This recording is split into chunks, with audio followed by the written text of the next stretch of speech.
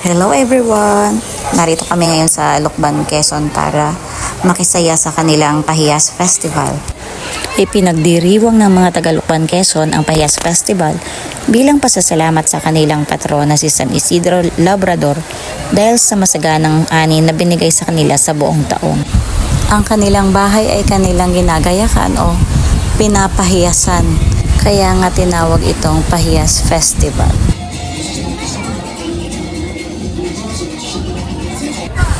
Bawat bahay na daraanan ng parada ay ginagayakan o pinapahiyasan ng mga gulay o kaya naman ay mga prutas na kanilang naani.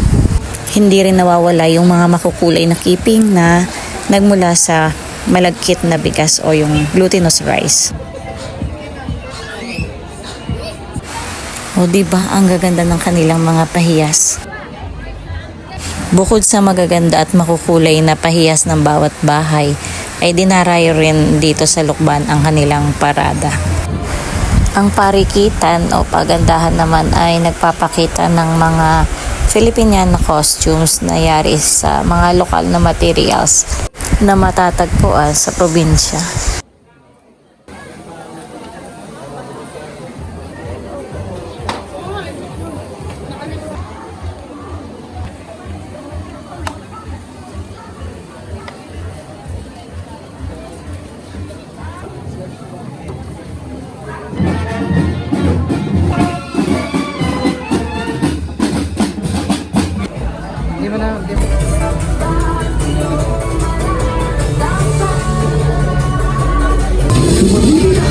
Sa Pahiyas Gatong Sela, sa masaganang ani, makulay na kultura, dito sa munisipyo ng Labrador, dito sa bayan ng Lucbanan, Pilipinas!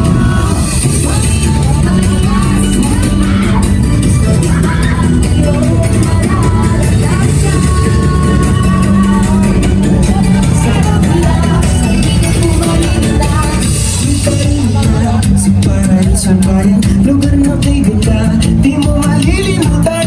May dalang saya, nakakaiba, sa Lucban walang nag-arama. Malaki ang ganda, sa mga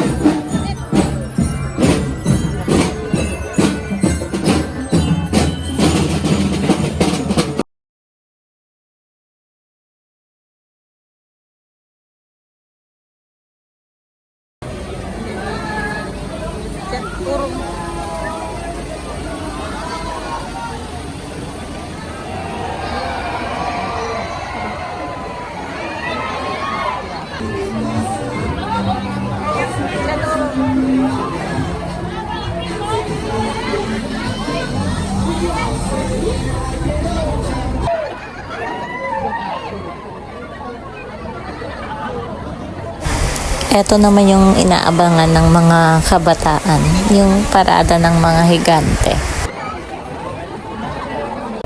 Ang bawat establishment ay may kanya-kanyang float at kung minsan ay kanya-kanya rin silang higante na dinadamitan at may pangalan ng kanilang business.